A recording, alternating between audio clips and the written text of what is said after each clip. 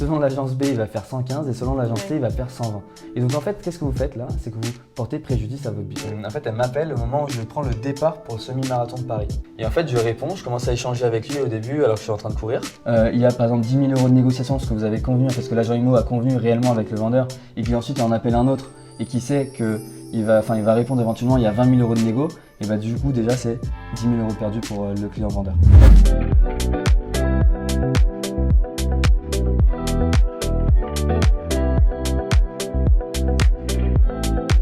Hello à tous, on se retrouve avec Patrick pour une nouvelle vidéo et là on va vous donner un maximum de contenu sur le processus d'achat pour sa résidence principale, comment choisir un bon agent immobilier et puis des astuces, savoir choisir un mandat simple, un mandat exclusif, voilà. On commence tout de suite. Ok, donc pas mal de questions en fait en une phrase. Alors, du coup, je vais commencer éventuellement par comment choisir son agent immobilier. Comment choisir son agent immobilier? Pour moi, c'est très simple. Pour moi, l'agent immobilier qui vous correspondra sera l'agent immobilier qui saura répondre du coup à vos questions et à vos besoins. On n'a pas forcément tous les mêmes manières de faire, on n'a pas forcément tous la même réactivité, tous les mêmes appétences. Parce que forcément, par exemple, moi je suis tourné très investissement, je suis tourné beaucoup sur tout ce qui est financier, donc forcément quand un client travaille dans le monde financier ou me parle de montage, de succession, de transmission, de choses comme ça, moi j'adore et forcément je pense que naturellement le lien se fait. Donc voilà, choisissez surtout la personne qui sera du coup réactive pour vous, à qui vous vous sentez en confiance et qui saura répondre du coup à vos questions et qui sera spécialiste du domaine dans lequel vous êtes concerné. Voilà. Parce que forcément, si vous vendez des biens atypiques, si l'agent immobilier, par exemple un carnet d'adresses, un carnet d'acquéreurs sur les biens atypiques, eh bien ça vous aidera énormément. Si vous avez un bien luxe de 3, 4, 5 millions, forcément, choisissez la personne qui vend ce type de bien. Voilà. Donc faites appel au bon interlocuteur. D'accord, et ensuite je pense qu'il y a beaucoup, mine de rien, de feeling, de confiance, voilà. Si la personne est à l'écoute, si la personne, vous voyez qu'elle s'engage, elle fait sur quoi elle s'engage, si elle le fait, si elle réalise ses engagements, ça je pense que pour moi c'est le plus important. Tu avais bien signé le compromis avec l'apéro, tout ça. Moi j'ai une petite anecdote, je sais pas si tu peux me permettre là-dessus, mais j'ai, d'ailleurs peut-être qu'il regardera cette vidéo, mais l'une de mes dernières transactions, en gros la personne, donc elle est directeur sportif d'un club, professionnel, on dit pas le sport. Et du coup, cette personne-là, en fait, m'appelle, on avait déjà fait 3-4 rendez-vous, et en fait, elle m'appelle au moment où je prends le départ pour le semi-marathon de Paris. Voilà. Et donc, je réponds. Je réponds parce que j'avais mes écouteurs pour la musique, et en fait, je réponds, je commence à échanger avec lui au début alors que je suis en train de courir. Et il me dit, il m'a avoué à la signature de l'acte authentique que ne serait-ce pour ça, il m'a choisi directement alors qu'il avait 3-4 autres agents immobiliers avec qui discuter. Et que ça a été vraiment un game changer parce qu'il s'est dit, ok, le gars, il répond tout le temps, il est ultra réactif, et en fait, il met le client avant tout et ça lui a vraiment plu parce que lui, son critère principal était la réactivité. Et voilà, le fait de répondre à ses besoins. C'est vrai. Voilà. Et c'est vrai que même si on est dans une ère un peu du bien-être, où même on voit les jeunes qui mettent plutôt le bien-être au-dessus du salaire, tu vois. Bien sûr. Le service client, ça restera indétrônable pour moi. Exact, c'est vraiment. Tout à fait. Et moi, c'est un point, si on fait un petit aparté par rapport à la France, c'est un point que je vois beaucoup à l'étranger, vu qu'on voyage pas mal. Je trouve que parfois en France on a un savoir-faire qui est dingue, on a des ressources de dingue et juste le fait d'avoir un service client qui est ultra bon fait la différence. Peut-être dans d'autres pays où le savoir-faire est peut-être moins important. Et donc finalement on s'y tient énormément et pour moi, même quand je suis client de quoi que ce soit, le service client pour moi c'est vraiment ce qu'il y a de plus important. S'il y a la compétence qui suit derrière, c'est génial. C'est game changer. Ouais, exactement, tout à fait. Et c'est pas si compliqué pourtant. Voilà. Faut aimer les gens aussi. Oui, tout à fait. C'est important. Donc ensuite, là, vraiment choisir le bon agent IMO. Voilà pour le petit focus sur choisir le bon agent IMO. Après, ma deuxième question, c'était est-ce que, par exemple, moi, je veux vendre mon bien, est-ce que j'ai plus à gagner à signer un mandat simple ou un mandat exclusif? C'est une question que tout le monde se pose. On sait qu'il y a mandat simple, mandat semi-exclu, exclu, et on sait jamais. Je dirais que je me mets à la place des gens qui nous regardent. Moi, j'ai pas envie de signer un mandat exclusif parce que je me dis que je préfère un peu faire comme au poker, enfin, ou à la roulette, là. Ouais. Tu sais, arroser le tapis, je me dis, Ouais. vas-y, au moins, il y a bien quelqu'un qui va le vendre. Après, je me dis, exclusif, il va quand même donner plus de sa personne, donc Ouais. j'ai plus, peut-être, à gagner, à vraiment focus Centralisé. dessus. Ouais. Semi-exclu, je sais pas trop, ça peut être un bon équilibre entre les deux. Voilà, donne-nous un peu de Ok. matière. Alors déjà, donc tu as déjà donné quelques arguments, donc quelques pistes, donc c'est top, on va les reprendre. Ouais. Alors déjà peut-être un petit focus sur les trois mandats, simple. Du coup, vous pouvez commercialiser sur différentes agences, différents agents, mandataires, peu importe, bref, on englobe le tout. Vous pouvez également le commercialiser vous de votre côté. Semi-exclu, du coup, vous pouvez le donner à un professionnel, d'accord? Et vous pouvez du coup, comment dire, si vous apportez la personne qui va acheter le bien, d'accord, à un client, donc si vous êtes le vendeur, que vous donnez la semi-exclusivité, vous pouvez apporter du coup le client acquéreur, et bien vous pouvez partager vos honoraires en deux pour le même travail qu'il a réalisé. Ok. D'accord. Donc ça c'est mine de rien, Ça peut être intéressant, puisque... ça peut être très intéressant si vous avez Ouais. un gros carnet d'adresses. Ouais. Ça m'est déjà arrivé avec une cliente, elle m'a dit Patrick, je vais trouver l'acquéreur de mon appartement. Parce que j'ai un gros carnet d'adresses. Par contre, j'ai pas envie de m'embêter avec tout ce qui est administratif, tout ce qui est closing, Ok. tout Je ce qui est file le négo. contact et Voilà, je fais la passe exactement. décisive. quoi. Et tu te débrouilles. Ok. Et c'est vrai, quelques jours plus tard, une personne qui vient de sa part, elle m'appelle et j'ai tout géré. Et les honoraires étaient divisés Ok. par deux. Donc voilà. Et ensuite, mais c'est pas très répandu, pour être tout à fait honnête. Et ensuite, on a du coup le mandat exclusif, d'accord, où c'est vous centralisez votre vente sur un agent IMO, d'accord. Donc voilà. Sachez juste que la grande majorité des transactions en France sont faites à 70% sur du mandat simple. Ah. Voilà, donc comme quoi, voilà. Donc Ok. c'est pour ça que même un agent IMO qui refuse un mandat simple, attention parce que mine de rien, il y a de Ouais. grandes chances de le sortir et il faut concrétiser mine de rien le projet. D'accord. Il y a même parfois des clients qui donnent un mandat simple parce qu'ils ne veulent pas être engagés, mais ils vont avoir une exclusivité morale avec l'agent IMO, d'accord, et du coup qui sera le seul à travailler sur le bien. Ok. D'accord. Donc ça m'arrive. Parfois, des clients ne veulent pas se sentir engagés par le papier, on va dire, par le contrat. Mais par contre, ils vont me mettre en mandat simple et ils vont me donner l'exclusivité morale à moi, Ouais. sur lequel je serai le seul agent immobilier à travailler dessus. Voilà. Donc voilà, il y a petite. Après, les contrats, j'ai envie de vous dire, si vous travaillez en toute intelligence avec votre agent IMO, que lui, du coup, est à l'écoute, en l'occurrence, on parle qu'un mandat, généralement, c'est 15 mois de validité. Une exclusivité, c'est généralement engagé sur, un engagement sur 3 mois, d'accord. Et vous pouvez négocier éventuellement une exclusivité d'un mois, un mois et demi. Donc voilà, Oui. moi, ça m'arrive. Ça se... D'accord. C'est Voilà, le droit des contrats pour voilà, modifier. c'est flexible, donc voilà, et on peut trouver un accord avec son client. Moi, l'important, c'est vraiment de travailler en toute intelligence avec le client, d'accord. Oui. Voilà. Ensuite, choisir entre l'un ou l'autre. Donc tu l'as dit très bien, c'est-à-dire qu'en exclusivité, la personne va avoir un discours, une manière de faire, d'accord. Une confiance, il faut que la personne, par contre, elle ait une confiance absolue sur l'agent IMO, d'accord. Et il faut que vous soyez absolument aligné sur ça, Ça, d'accord. c'est pas évident, parce qu'on C'est pas évident. se rend compte la première fois, tu viens visiter mon appart, la confiance absolue, pardon. Il y a des manières de faire sur le fait que voilà, tu l'apportes et je pense que tu la transpires dans le sens où quand moi j'arrive chez un client, le premier rendez-vous, énormément de questionnements, énormément de questions, comprendre ses besoins, comprendre son projet, d'accord. Deuxième rendez-vous, présenter du coup l'estimation et présenter en fait la manière qui a été du coup réfléchie, d'accord, avec les choses que je vais mettre en place pour répondre à ses besoins. Parce que parfois il y a des choses qui sortent un peu de l'ordinaire, d'accord. Par exemple, je dis n'importe quoi, monsieur par exemple veut des visites qu'à partir de 20h. Oui. Bah voilà, il faut savoir pouvoir y répondre, d'accord. Voilà. Oui, Donc ceci il veut être là, il faut aussi s'adapter à ça. Enfin voilà, il y a plein d'autres choses. Là, j'ai pas forcément d'exemples concrets en tête, mais il y a plein de demandes diverses et variées qui font que on doit s'adapter, d'accord. Et donc forcément, si vous apportez on va dire une façon de faire qui est sur mesure, et je souligne ce sur et je le surligne même sur mesure, forcément le client se sentira du coup en confiance. Si vous prenez le temps également, ça m'arrive de prendre parfois des rendez-vous de 2 heures. Donc ce qui fait que 2 heures au premier rendez-vous, 2 heures au deuxième rendez-vous, forcément la personne comprend que vous êtes là à son service et du coup voilà, vous donne confiance totale, d'accord. Et ensuite après c'est forcément par rapport à tous les services que vous mettez en place, d'accord. Et parfois les personnes ne discutent même pas le prix.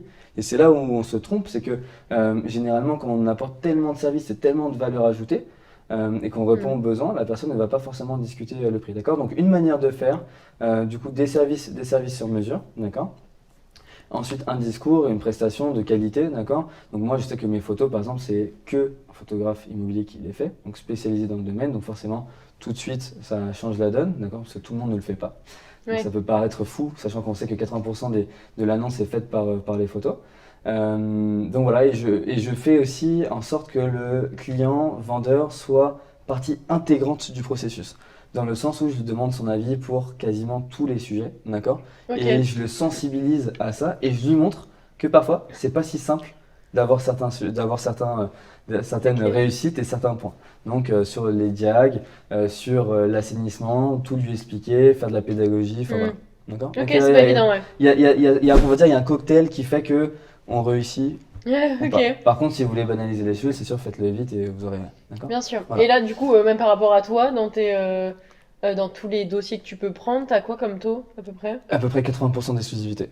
Ah oui. Ouais, 8 sur 10, Donc grosso t'es bon modo. quand même. Ouais, bah après moi je travaille très bien en simple, ce que je dis à mes clients, je travaille très bien en simple, hein. Moi je vais pas forcément la chercher, c'est généralement on me la donne. Donc voilà, généralement le client me dit bon bah très bien, bah, je vous le donne qu'à vous. Donc forcément que si on me dit je vous le donne qu'à vous, Génial. l'exclusivité, donc très bien. Belle preuve de confiance quand même. Hein. Belle preuve de confiance, c'est sûr. Après, il n'y a pas 100% de réussite, hein, on va pas se voiler la face, il n'y a pas 100% des réussites sur les mandats SE que je prends, d'accord, c'est tout à fait normal. Mais voilà, généralement ça fonctionne plutôt bien. Et puis ensuite sur le mandat simple, c'est vrai que, alors surtout, ne donnez pas à 10 agences. Pourquoi? Et je vais prendre un exemple très simple. Vous êtes dans un lac, il y a 100 poissons. Ok. D'accord? Vous mettez 2 agents IMO, enfin 2 pêcheurs, d'accord? Les pêcheurs étant les agents IMO et les poissons étant les acquéreurs, d'accord? Si, peu importe le temps, etc., mais si vous mettez les 2 pêcheurs, que les pêcheurs travaillent, les 2 pêcheurs, ils vont récupérer ces 100 poissons, d'accord? Par contre, le fait de mettre 10 pêcheurs et donc 10 agences, il n'y aura pas plus de poissons. C'est un lac. Et si on en a mis 100 à l'intérieur, il n'y en aura pas plus que 100. Voilà. Donc ça, c'est que vous avez un portefeuille acquéreur. Ce portefeuille acquéreur est là. Si votre bien plaît, si votre agent IMO fait le travail, qu'il est réactif, qu'il suit les clients, qu'il les relance, etc., bah, les acquéreurs seront là et il faut juste les suivre. Voilà, tout simplement. Alors, je suis ok, mais en même temps, tu vois, moi, si je vais dans ton dessin du lac, là, moi, je me dis, j'ai un lac, j'ai plein de poissons. Mais toi, est-ce que tu peux couvrir l'intégralité du lac tout seul? Alors que moi, je me dis que si je donne et que je couvre toute la taille du lac, bah, je vais peut-être aller plus vite puisque je vais toucher plus de monde. Je sais pas, hein, je me dis peut-être que vous pensez comme moi. Donc, voilà. Très bonne question. Je te pose une question aussi à mon tour. Okay. Comment tu fais qu'est-ce que tu fais quand un bien te plaît? C'est très simple comme question. La réponse est très simple. Oui, si un bien te plaît, qu'est-ce que tu fais pour aller le visiter? Bah, je passe un coup de téléphone. À l'agent IMO.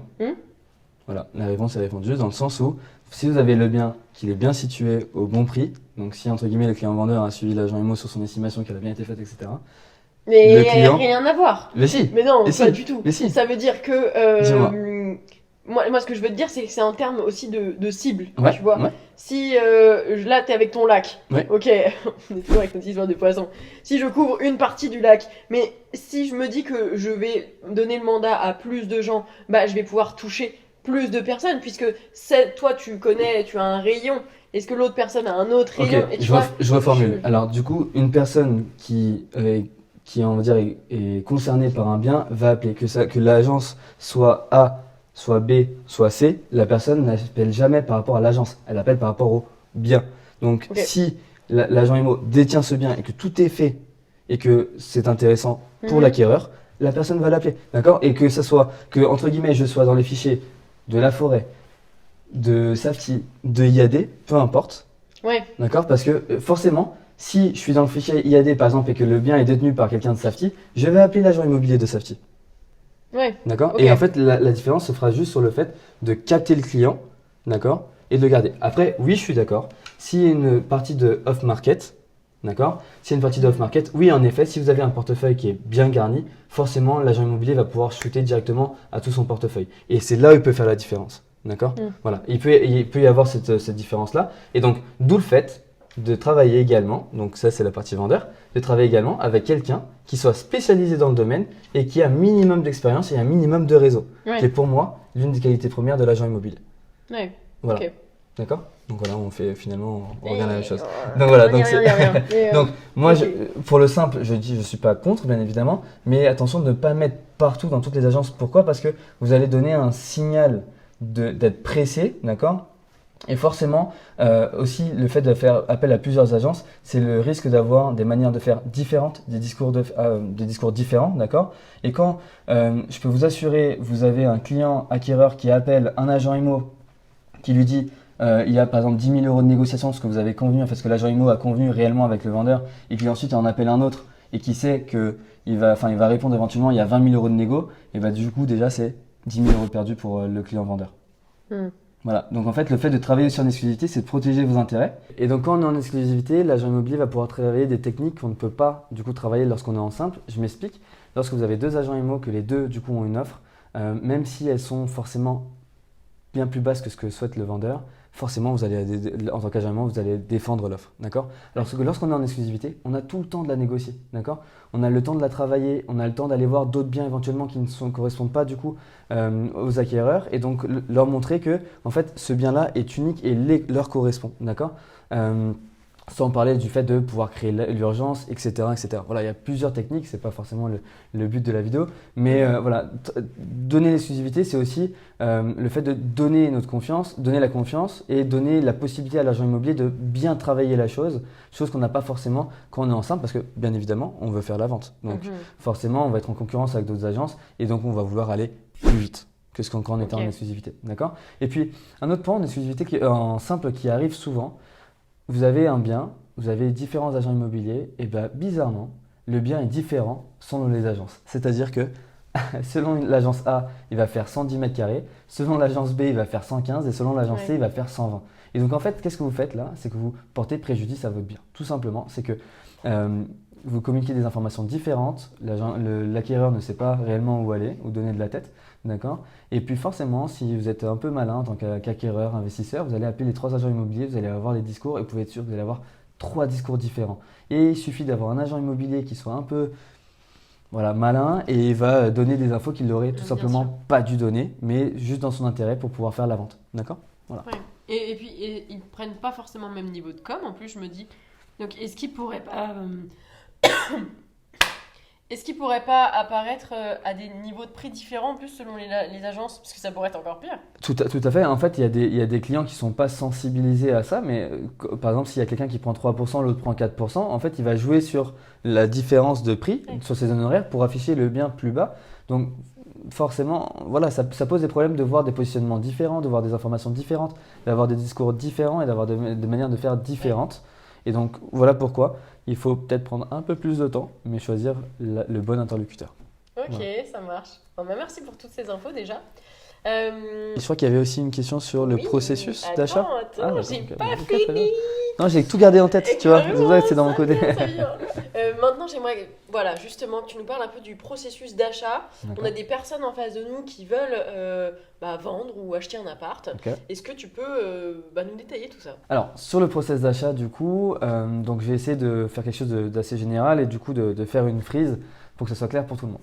Donc, lorsque vous êtes acheteur, vous donc, contactez l'agent IMO, vous partez en visite. Donc déjà, filtrez, posez un maximum de questions à l'agent IMO, d'accord, pour être sûr que le bien vous corresponde et que vous ne perdez pas de temps à y aller, d'accord. Et ensuite, surtout, venez avec, on va dire, un profil carré dans le sens au niveau des finances, que vous soyez sûr de pouvoir acquérir le bien, d'accord. Comme ça, vous gagnerez également du temps et vous aurez de la matière à négocier si vous arrivez à le prouver, d'accord. Donc, vous posez toutes vos questions une fois aussi en visite. Qu'est-ce qui est négociable? À quelle hauteur? Pourquoi c'est vendu? D'accord. Parce que selon les contextes, forcément la phrase est véridique, hein, les malheurs des uns fait le bonheur des autres. Donc forcément, il y a des moments où vous allez pouvoir négocier plus que d'autres, d'accord. Donc voilà, donc vous êtes à l'étape de l'offre. Donc mettez bien toutes vos conditions suspensives. Sensibiliser l'agent immobilier à ces conditions suspensives, d'accord. Ensuite, vous avez du coup si la négo, donc ça c'est plutôt la partie de l'agent IMO. Donc ça, c'est à vous ensuite de gérer sur jusqu'à quel fixez-vous le prix maximum que vous seriez prêt à mettre en fait. D'accord, ne jamais aller au-delà pour ne pas se retrouver en difficulté ou ne pas avoir un projet qui est non rentable, d'accord, donc ne pas faire cette erreur en tant qu'investisseur surtout. Et ensuite, vous avez du coup la fameuse partie du compromis, d'accord, et donc avant d'aller en compromis, soyez sûr d'avoir absolument toutes les informations sur le bien. PV d'AG, charge de copro, travaux à venir, d'accord, et les DPE, ok. Donc ça c'est très important. Et audit énergétique si vous vous trouvez dans ce cas-là, d'accord. Parce que c'est là où vous allez pouvoir absolument tout budgéter avec matière, d'accord, et être sûr de votre coût, ok. Et donc si vous ne les avez pas, n'avancez pas dans le process, d'accord. Arrêtez-vous là et prenez le temps d'obtenir ces documents-là, c'est extrêmement important. Ouais, Ok. ça fait quand même beaucoup de choses à connaître. Oui. Là, on remet encore le contexte, hein, on est vraiment en process d'achat pour quelqu'un qui veut acheter sa résidence Ouais, tout à principale. fait, tout à fait, C'est monsieur et madame tout le monde. exact. Donc là, il n'y a pas en fait, une notice, et c'est vrai qu'on nous apprend pas à l'école comment demain tu vas acheter ta RP. Tout à fait. Bien dommage d'ailleurs. Ok, c'est vrai. Donc, ok, il y a toutes ces informations là déjà à obtenir. Exactement. Et ensuite, parce que en fait, le fait d'obtenir toutes ces informations-là va conditionner votre promesse compromis de vente, d'accord? Et ensuite, ah oui, sur ça, point très important, je conseille, peut-être que je ne vais pas me faire que des amis, mais c'est pas grave. Le conseil que je donne, c'est d'aller signer tout le temps chez le notaire, d'accord?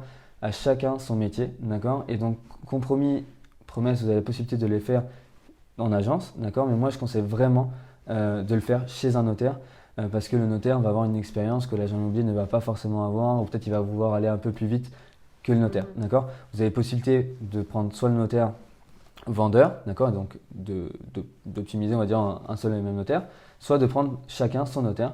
Je conseille plutôt de prendre chacun son notaire parce que forcément, chaque notaire va défendre les intérêts de son client, C'est ça. d'accord? Donc voilà, c'est peut-être un peu plus confort pour la Même suite. s'ils sont censés être dans l'impartialité totale, Exactement, personne forcément. ne l'est en réalité. Si c'est le Tout à notaire fait. qu'il a depuis qu'il est petit ou le notaire de famille, bon, bah, Exactement. naturellement, on se met à sa place. Moi, je conçois. Tout à fait. Après, il y a certains points, par exemple, tu vois, quand on parle de permis de construire, d'assainissement, etc., où peut-être un notaire va être un peu plus ouvert sur certains points, d'autres un peu plus stricts. Donc, Oui. certains vont demander plus de documents que d'autres pour avoir les certitudes que tout soit fait Oui. dans les règles de l'art.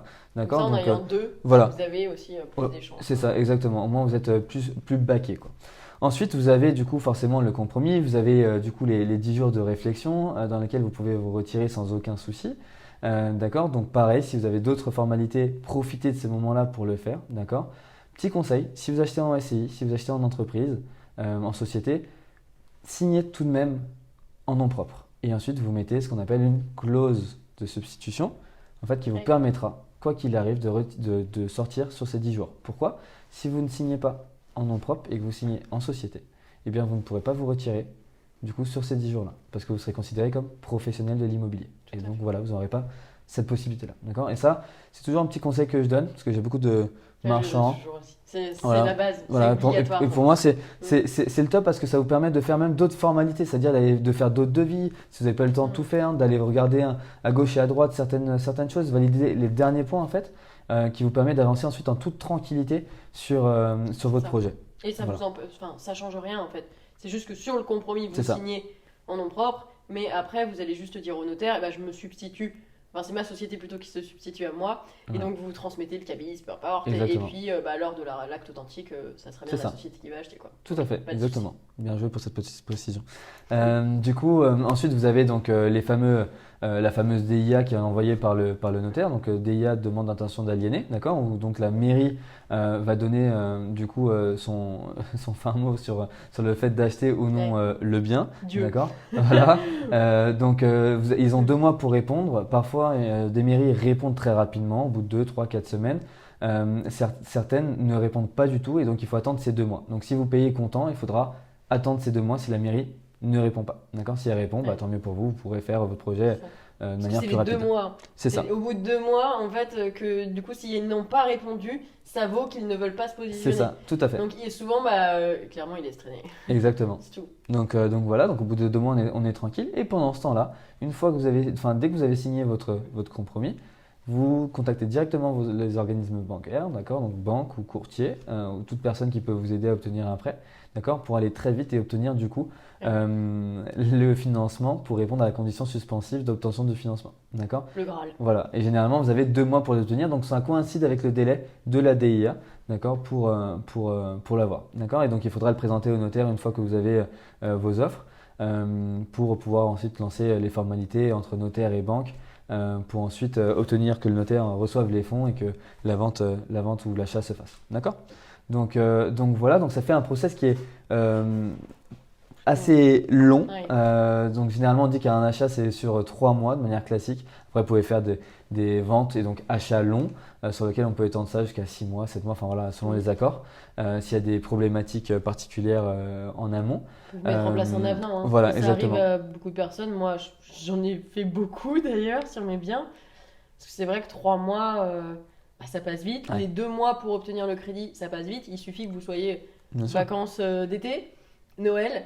Les Vous banques avez tournent au déjà ralenti. fait un peu de temps. Voilà, ouais. Que vous y preniez peut-être un peu tard. Vous à fait. signez le compromis. Et après, vous vous dites, bon, il va peut-être falloir, j'en connais un d'ailleurs qui l'a fait.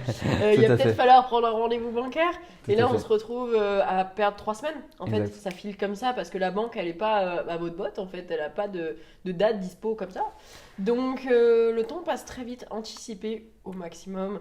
Et si vous ne pouvez pas, faites un avenant et vous y prenez pas au dernier moment. Tout à fait, il y a beaucoup, et en plus il y a beaucoup d'interlocuteurs, que ce soit banquier, notaire, etc., courtier, si courtier il y a. Donc en fait, vous dépendez également de toute l'avancée de ces personnes-là, ce qui fait que vous ne dépendez pas que de vous. Donc si vous dites, mince, il reste que 3 semaines, je vais faire 3 semaines à fond, d'accord, vous peut-être vous allez être à fond, mais peut-être que les interlocuteurs derrière ne le seront pas.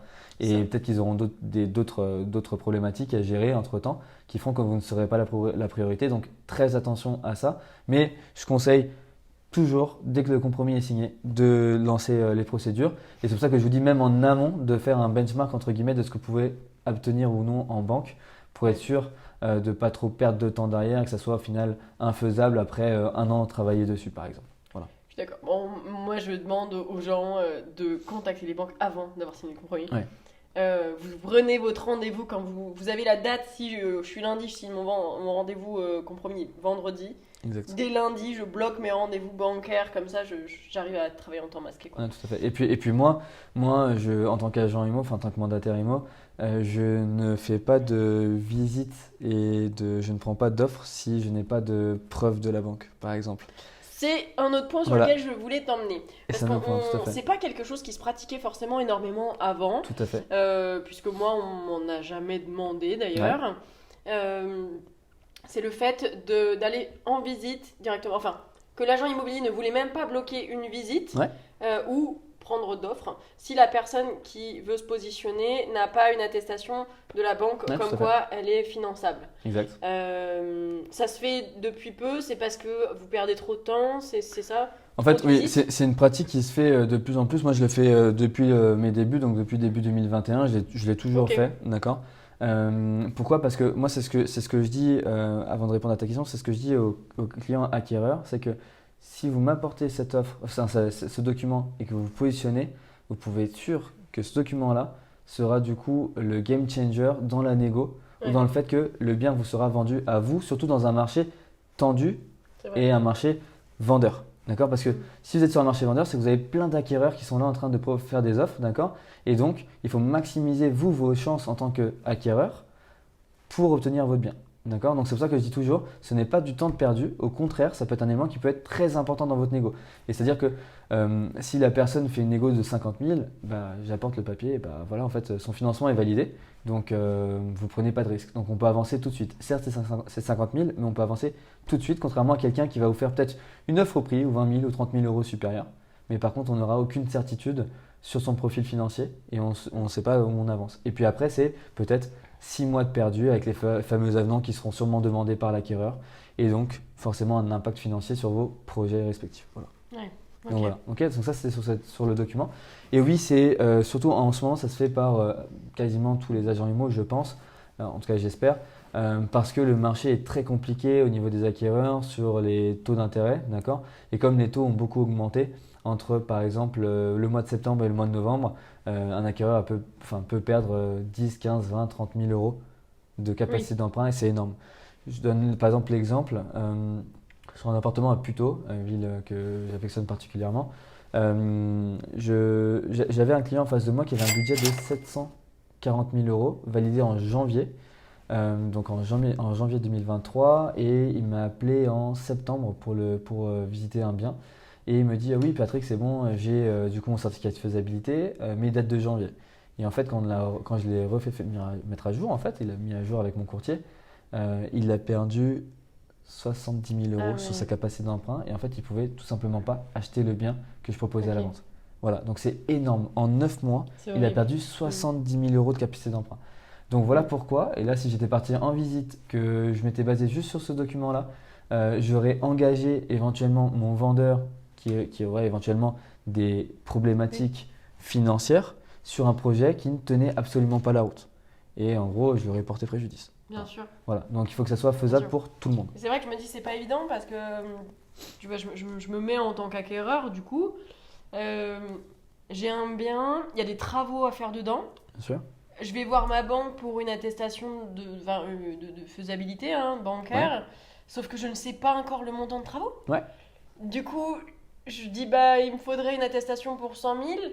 Mais toi, tu te dis, mais il y a plein de travaux à faire, mais tu vas vouloir faire. Enfin, comment tu arrives à t'en sortir un peu? En effet, il y a des banquiers, c'est un peu compliqué d'obtenir du coup un certificat de faisabilité. Moi, c'est ce que je dis aux personnes, c'est que je leur dis, voilà, vous le dites au banquier, vous n'êtes pas forcément venu encore voir le bien, vous dites au banquier que vous allez vous positionner sur ça et que vous voulez avoir un minimum de certitude que ça va passer, d'accord?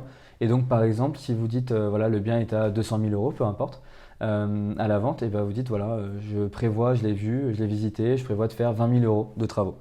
Ouais, mais tu l'as pas visité forcément. Non, mais du coup, entre guillemets, tu forces un petit peu la chose auprès du banquier pour lui dire, je l'ai visité, je vais me positionner et j'aimerais être sûr qu'entre guillemets, je puisse me positionner. Donc, merci de me fournir quelque chose dans cette idée-là qui me permettra d'être un minimum sûr. Après, il n'y a pas que les banquiers, parce que les banquiers, c'est sûr que c'est un peu compliqué. Il y a aussi les courtiers. Et le courtier, vous pouvez être sûr qu'il n'y aura aucun courtier qui vous refusera une analyse de faisabilité, d'accord, sur votre projet, parce que ça sera pour lui déjà un premier contact pour ensuite travailler ensemble. Donc quoi qu'il arrive, vous fera une enveloppe.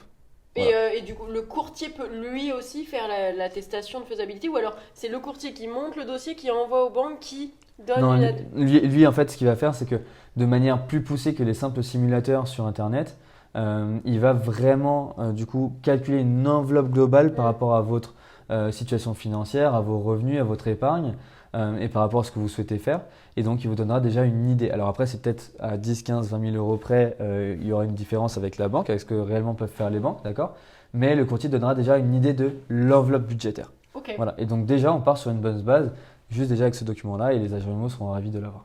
Voilà. D'accord, ça marche. Ok, merci. Voilà, pas mal de contenu, je pense. Pas mal d'informations. Est-ce que tu aurais une astuce à donner à une personne là qui nous écoute et qui aimerait acheter sa résidence principale? Ok. J'ai eu récemment une cliente qui m'a, donc on a fait une visite, une contre-visite et qui m'a demandé, donc on parle bien de résidence principale, parce qu'il y a de l'affect, il y a beaucoup d'affect dans une résidence principale, et qui du coup m'a demandé une 3e visite avec les vendeurs.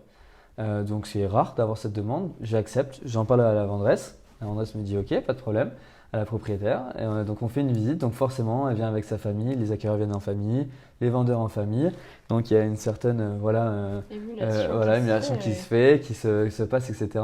Et en fait, elle était parce qu'elle m'avait jamais parlé de prix. Et juste en venant avec la famille, etc., en disant voilà, je me projette énormément ici, c'est un projet d'une vie, je m'y vois bien, blablabla, elle cale un moment sans m'avoir concerté. Par contre, je ne pourrais pas me positionner au prix parce que. Elle vient avec un argumentaire ultra carré. Et juste déjà cet argumentaire-là, elle a réussi en fait à négocier déjà 10, 15, 20 000 euros. Je crois que c'était dans la tête du propriétaire, elle était partie pour déjà concéder, dire ok, 10 000 euros, je vous baisse le prix sans aucun problème. Et ensuite, avec moi, elle a encore négocié 15 000 euros, ce qui fait que dans la négo totale, elle a gagné 25 000 euros, juste en apportant un argumentaire ultra carré, en créant une sorte de relation particulière et en parlant pendant 1 heure avec les propriétaires, en se disant je me projette, etc. Et c'était tout à fait naturel, je ne dis pas que c'était forcément calculé. Et en plus, elle a apporté des plans. Donc, elle a fait des plans de la maison. Et en fait, elle a fait un ameublement qui lui correspondrait. Voilà. Donc, elle s'est projetée, totalement. Elle les a emmenés. C'est ça. Et elle a dit voilà, moi, je vais faire ça avec votre maison, ça avec votre maison. Je vais faire des travaux là, là, là. Je vais faire ça à mes goûts. Et en fait, les propriétaires se sont dit waouh, c'est à elle qu'on veut vendre en fait. Oui, Voilà.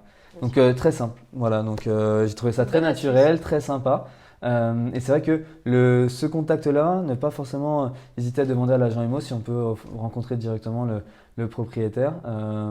Moi, j'ai trouvé ça très smart de sa part. Et franchement, c'est la première fois que je le faisais et ça a extrêmement bien marché.